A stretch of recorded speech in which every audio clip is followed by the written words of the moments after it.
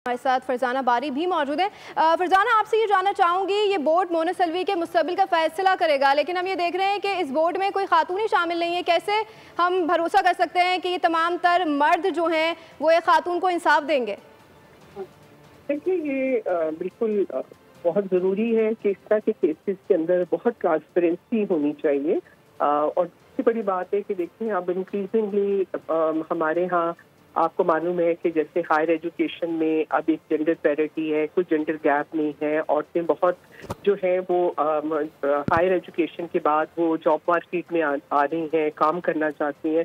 तो इसलिए बहुत बहुत ये बात इम्पॉर्टेंट है कि काम की जगहों को हमने सेफ बनाना। और इस तरह के जब केसेस आते हैं जिसके अंदर ये साबित हो जाता है कि बंदा जो है वो हरासमेंट नो मैटर के वो किस ओहदे पे है, उसको जो है फौरी तौर पे उसको जो है वहाँ से फारिग करना और उसकी सजाएं जो है उसको पब्लिसाइज करना, ताकि ये एक मैसेज जाना चाहिए। और वो आप वाली बात ठीक है। वैसे तो ये है कि खवातीन भी उन लोगों को बोर्ड में लेना चाहिए, उन खवातीन को अगर वो अपने अदारे से ले रहे हैं या सिविल। देखें, इसके अंदर भी एक ये था कि आप जो कमेटीज बनाएंगे उसमें एक जो रिप्रेजेंटेटिव है वो सिविल सोसाइटी से होना चाहिए। तो अगर सिविल सोसाइटी में जो well known credible human rights activist हैं, इस तरह के हाई प्रोफाइल केसेस के अंदर जो कमेटीज बनती हैं उसमें उनको डालने की जरूरत है।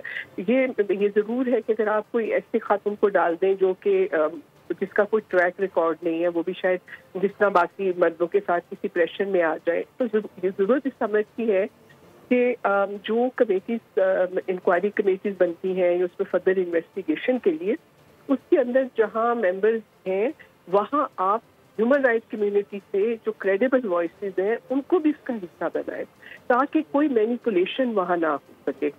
तो और ऐसे केसेस को लंबा लटकाना भी नहीं चाहिए, क्योंकि फिर वही होता है कि अगर उसमें वो सजा नहीं जल्दी होती और ये फिर मैसेज नहीं जाता, तो आप देखें कि फिर उससे बड़ा हौसला मिलता है उन तमाम बॉसेस को। एंड अनफॉर्चुनेटली हमारे अदारों में जो बॉसेस हैं वो ज़्यादातर अभी तक मर्द ही हैं, क्योंकि आप देखें कि मैंने जिस तरह कहा कि एजुकेशन में हमारी औरतें जो है हायर एजुकेशन में वो मर्दों के मुकाबले में बराबर आ चुकी हैं, लेकिन जब हम इंस्टीट्यूशंस के अंदर देखते हैं तो वो ग्रेड 18 और मैक्सिमम 19 में आके स्टक हो जाती हैं। ग्लास सीलिंग फिनोमेना है।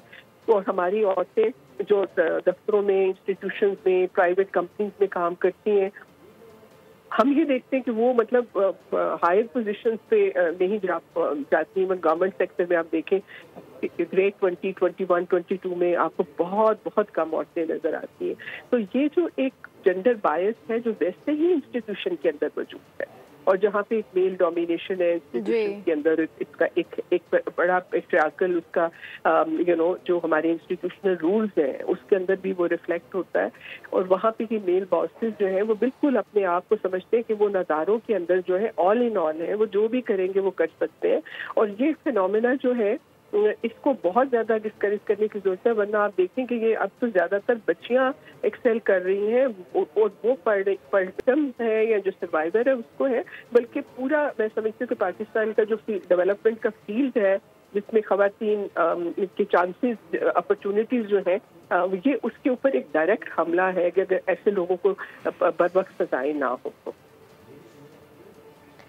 ठीक है, फरजाना बारी हमारे साथ ही मौजूद रहेगा। सब्सक्राइब करें और बेल दबाएं ताकि कोई खबर रह न जाए।